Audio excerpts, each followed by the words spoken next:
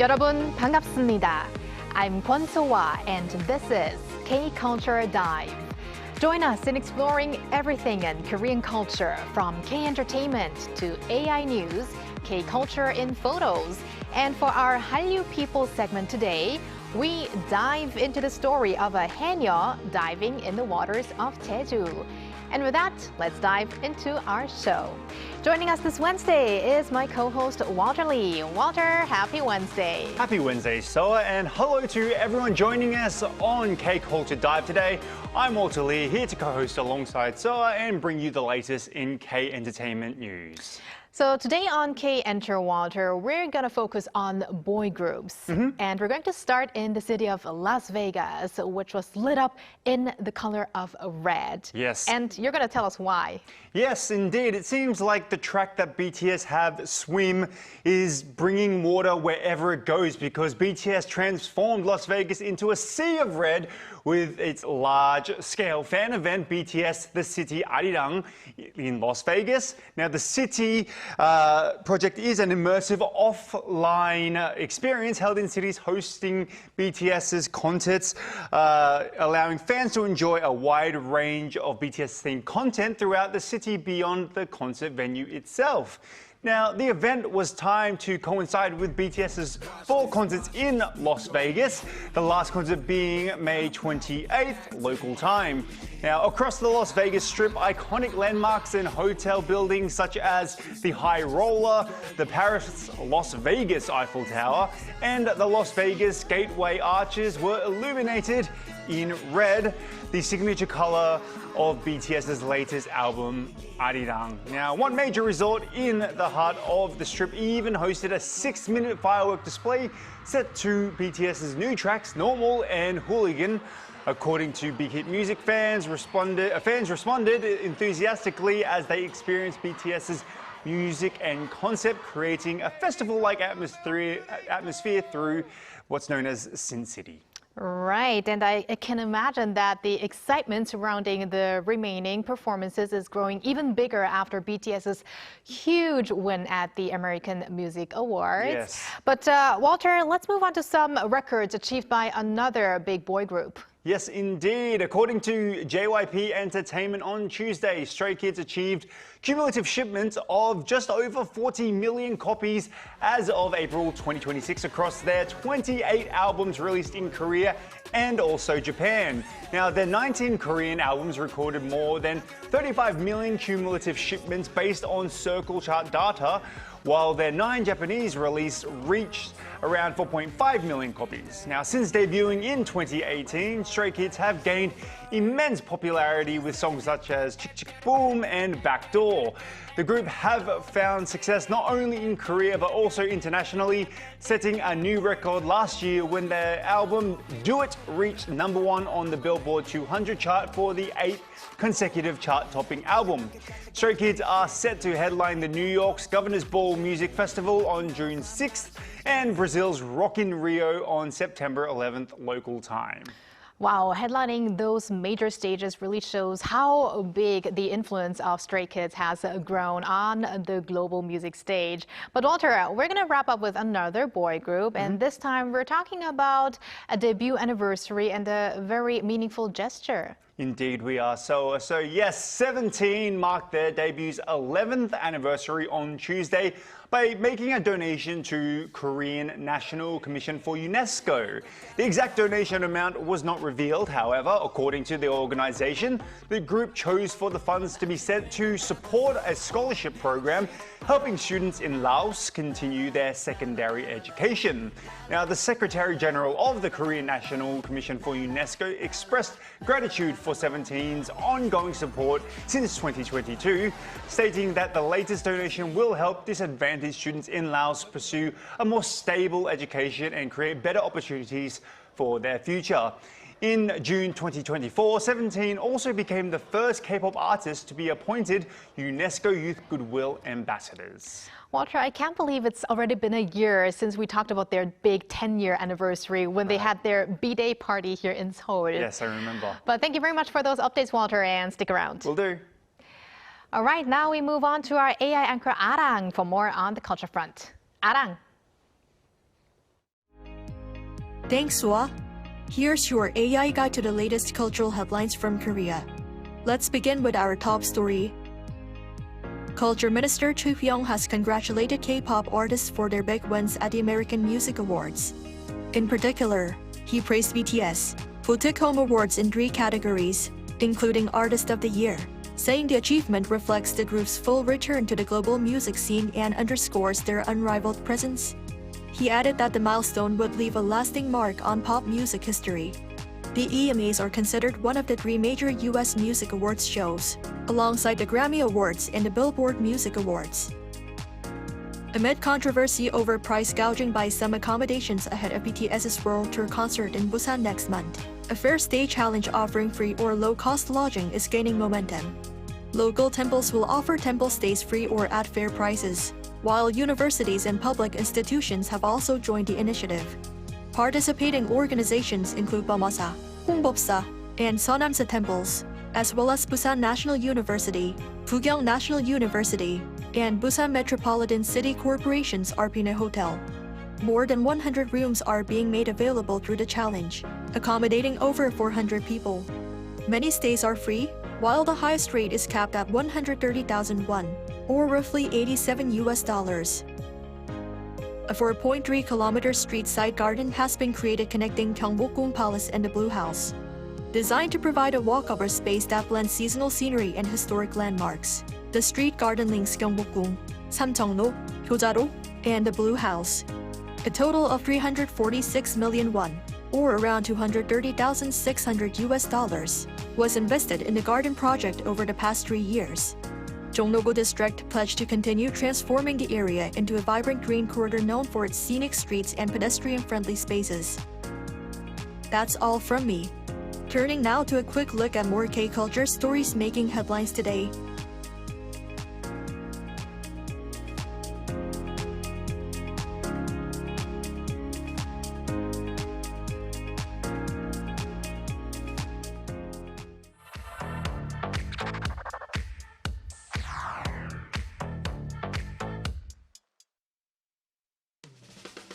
Through a single photo at a time, we take a closer look at culture in Korea. This is K-Culture in Photos.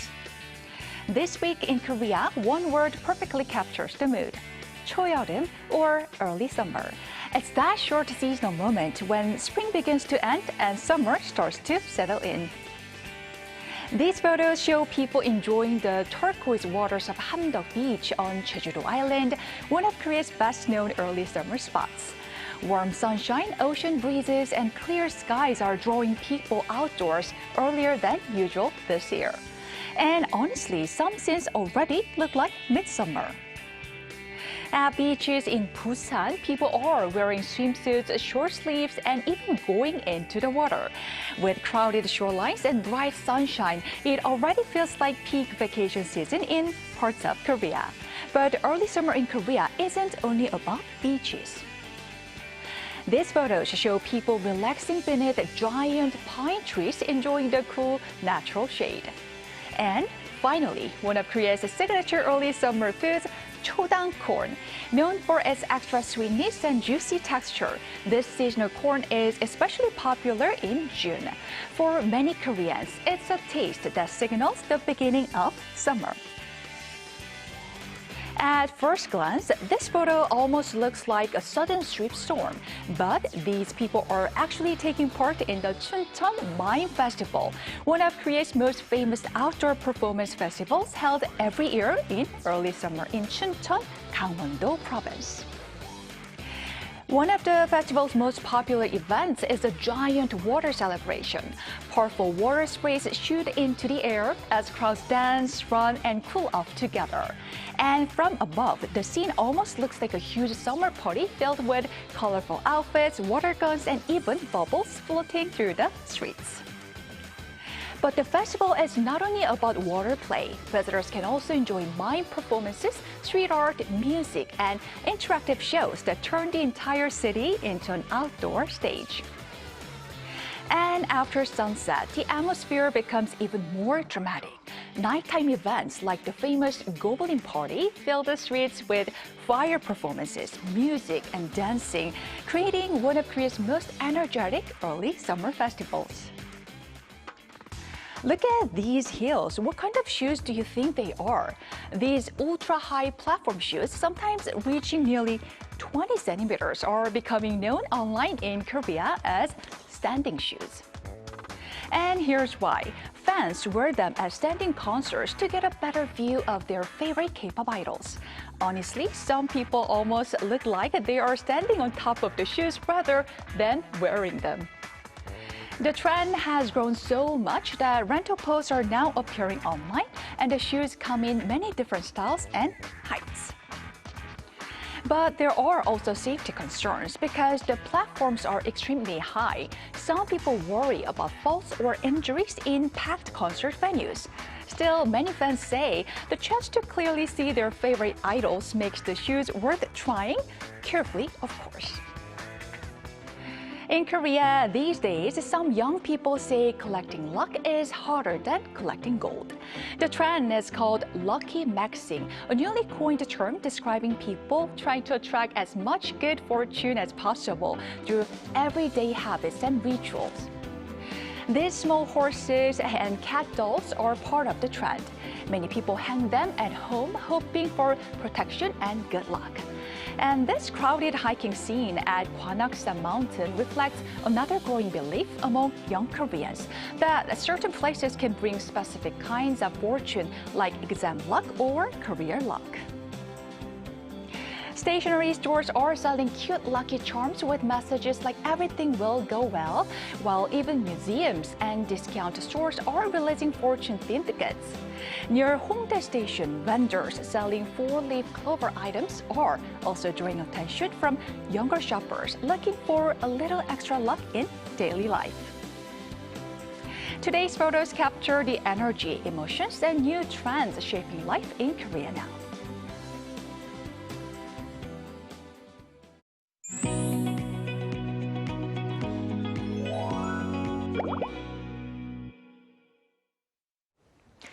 A unique community of women divers known as haenyeo have been harvesting food from the seas around Jeju for generations. They dive without oxygen tanks, showing their incredible fitness and bravery. Recently, the Jeju haenyeo Museum has been hosting a special talk show where haenyeo themselves share stories of their lives directly with visitors. Today, we're joined by Choi Jung-yoon, a young haenyeo who leads these talk shows and also serves as an English interpreter, to learn more about Jeju's haenyeo culture and their deep connection with the sea. Welcome, Jung-yoon. Thank you so much for having me. I'm very excited. We are so happy to have you here on the show today, and especially because you probably came from Jeju all the way to Seoul to be here with us. That's right. So, okay, Jung-yoon, you just recently became a haenyeo, and actually I heard this from Walter, who introduced you to our show. So could you please introduce a bit about yourself and what inspired you to become a haenyeo? So I am a second-year diver, and that's still considered a baby diver, a novice diver, or 아기 haenyeo in Jeju language. And I've been just fascinated by Jeju haenyeo's grit and their spirit. And I always just imagine living in Jeju and being a diver there. So that's what I'm doing right now. Okay, does it take a long time to officially become a haenyeo? It depends on the village. So there are 103 fishing villages in Jeju, and every village's regulation is all very different. So my village kind of, had an interim period of 1.5 years, kind of figuring out whether I can be a fit haenyeo. And this year in April, I got my haenyeo license for the very first time, and very excited for that. Wow, congrats. Thank you. And Jung-yoon, recently the Jeju haenyeo Museum has been operating a program called the Talk Show. So please, could you explain what Talk means? Sure. So what I'm wearing is traditional Jeju haenyeo diving clothing. Obviously, we don't wear this anymore. But back in the days, until 1970s, we would wear only this. And this white thing, we would just put on after diving. So it'll be only this onesie, kind of sleeveless thing. So after diving in the winter, of course, it's very cold. So we needed this fireplace. And that fireplace is called 불떡. And so after diving, we would come out, the haenyeo will gather around, and we would try to warm our body a little bit. And Bultak was not a place to warm ourselves, but a place for a community where we share food or raise our children or talk about village gossip. So that kind of spirit is related to Bultak. So we wanted to bring that name and have this talk show at haenyeo Museum so that we can share the spirit of haenyeo with the visitors. Right, Sounds and fun. I've noticed, I've been keeping an eye on you through social media, that you're a very well-spoken person. So I think you're the best kind of person to provide English interpretations, especially about this historical thing as haenyeo culture to foreign visitors, right? Now, especially at the museum, how do international audiences tend to view Jeju's haenyeo culture? And are there particular aspects that surprise or fascinate them the most? I mean, every time I interpret for the Bultak talk show, I'm so touched by the interest and also just, the zeal the international visitors have for haenyeo. So pretty much they get informed by haenyeo by watching K-drama or being interested in Korean culture through fiction or storybook. And they are specifically in Jeju most of the time to meet haenyeo. And I've met so many people from different countries, like all the way from Indonesia, Malaysia, Italy, Israel, Ukraine, and a lot of them are very touched to meet haenyeo in person. Maybe not really me, because with me, I have along the older haenyeo who have been diving for 50, 60 years. Wow. And a lot of them are in tears just to meet them. And I think it's not like a pity-like tears, but just happy tears that, oh, you lived this hard life, but look at you with your spirit and courage. You have lived your life and you raised your children. I admire you, that kind of stuff. So I think, they're just so excited and happy to see our haenyeo. I feel like after the K-drama, when life gives you tangerines, maybe more foreign visitors are interested into haenyeo culture as well. Absolutely. Yes. And this program probably runs for a couple more months, right? So we started in March, and I interpreted a couple of times last year. So it's a monthly thing, every third or fourth Wednesday of the week, and we go from March to November. Okay, so still a lot of time. Also, if we ever get to make a trip to Jeju later this year, I'll try to check out the talk show myself. Thank you. But Sung-Yoon, let's talk a little bit more about Jeju Island and haenyeo culture and more of that. Jeju is often referred to as Samdado, meaning the island of three abundances: wind, rocks, and women. So how do you see the relationship between the lives of haenyeo and these unique cultures of Jeju? And it's really just impossible to take haenyeo apart from Jeju's nature, because our life in Jeju is really just entangled with the nature and catering to what's given to us, and also just making the best out of what's given to us. So it's very windy and it's very rocky, so it's very hard to farm. So going out to the ocean and try to get food and sell that seafood to make a living for your family was very important to haenyeo. And so haenyeo's history, haenyeo's life is Jeju's history and Jeju's life. And it still continues on to this day. Unfortunately, haenyeo's number are greatly reducing at this point, but I want to continue on with the tradition. So I want to carry on the importance of being one part of that three things: the wind, rock, and the women, as a haenyeo woman. Yeah, I do definitely see your passion for it when I watch your stories or posts on Instagram, or even through your partner's Instagram. He's very proud of you. He shows off everything that you do, and I very much keep a close eye on how how important this is for you. So Jeju's haenyeo culture is recognized globally as a truly unique cultural tradition, and it's very interesting. But in your opinion, what are its greatest values and appeals? So not only the practice of diving our work, but I think the community is the most important thing, and that's very unique, because going out and working hard, everybody does it, but I think risking life and being out in the wild, in the nature, and just being in that dangerous situation, that's very unique about haenyeo diving practice. And so making sure your colleagues are safe and watching out for each other, and always sharing. So as women get older or weaker, they can maybe not dive as well as before, and we'll try to look out for the older haenyeo, maybe share our catches and make sure that everybody's safe and well fed. Right. So it that is community. quite a dangerous job in itself. Like it does seem very dangerous. But why do you think haenyeo culture is increasingly being discussed, not simply as an occupation per se, but as an important cultural heritage for the younger generations? I felt the community is so important after I joined the haenyeo community because I lived and worked in Seoul for 13 years, and this life was fun too, but I never really felt I was part of anything, really. And to be in a very tight-knit community and to share food and lives together, I truly feel like this is the life for me, and I feel happy, I feel safe, I feel like I have a place to go, I have people to talk to. So for younger generation, I don't think we get to experience that a lot, even though there are great communities out there. So to be in this situation and learn the values of the community's values and help, I think people want to emulate that in their communities as well. Right, it really seems like it's not just only a job, but it is really about community. And Jong-yoon, we understand that haenyeo see the sea as more than just a place of livelihood. So what does the sea represent to haenyeo? I think it's our kitchen, it's our playground. When I ask our older haenyeo, why did you become a haenyeo? They're like, I didn't have a choice. This was just part of my life.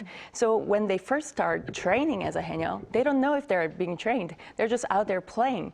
And then eventually you'll start catching. And then age 13 or 14, they wanted to help out with the family. So they had no choice but become a haenyeo and not go to school or learn anything at school. So sea is just a place of life. That's where life begins. That's where you catch seafood for your family, and that's where you want to get older by.